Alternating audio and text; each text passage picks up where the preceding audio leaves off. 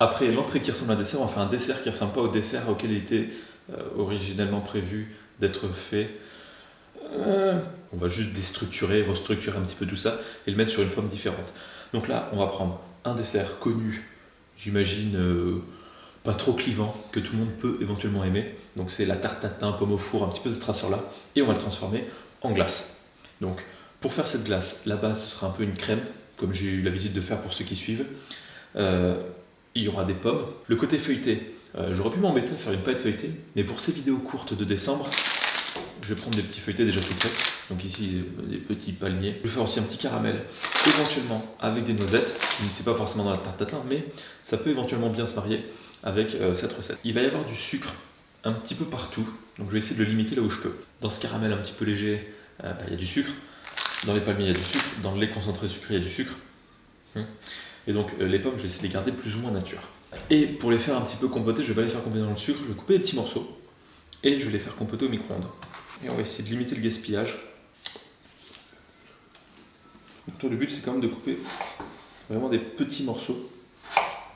Parce qu'après dans la glace, il ne faut pas qu'il y ait trop d'eau d'un coup, sinon ça va cristalliser. Et la texture ne sera pas forcément géniale.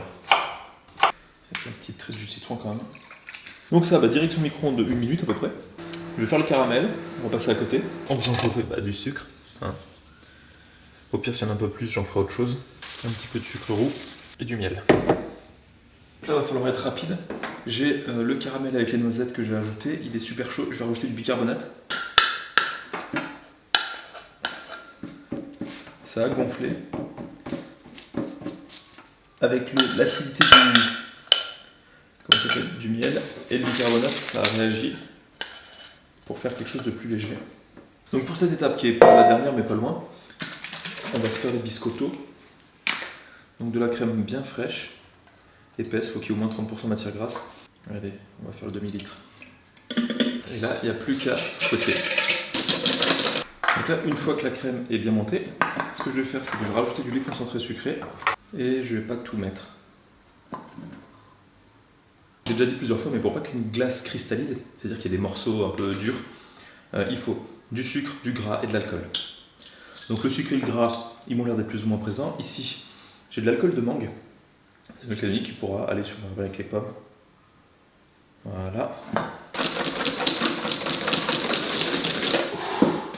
Donc dans cette glace, on va rajouter les pommes, que je vais essayer d'un petit peu égoutter pour enlever quand même une partie de l'eau. Les biscuits feuilletés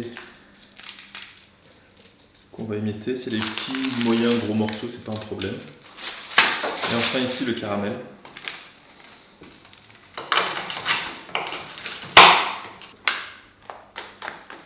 Et pour rappeler la couleur de la tatin, hop, quelques petits morceaux de poudre ici. Allez. Bon, je devais filmer cette partie le lendemain ou juste après avoir fait la glace. Là, ça fait peut-être une petite semaine.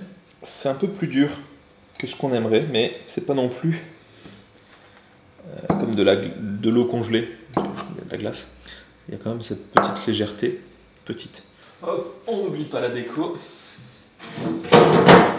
Ah, voilà. Tomber sur un caramel, c'est génial. Avec une noisette. Avec cette technique-là, c'est pas aussi onctueux qu'avec une crème anglaise par exemple, mais ça reste bon. La pomme vient vraiment dans un deuxième temps. C'est pas vraiment paf pomme.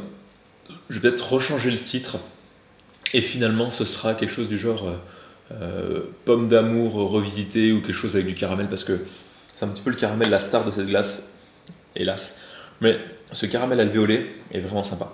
Vu que je filme cette partie de la vidéo un petit peu à l'arrache au dernier moment, j'ai pu voir les premières réponses, enfin les premières, il y a plus de 300 réponses au questionnaire d'hier. Prenez votre temps pour ceux qui veulent à fond essayer d'avoir tout juste. Vous avez jusqu'au 25 décembre. Moi je vous laisse là-dessus, merci pour les retours et à demain.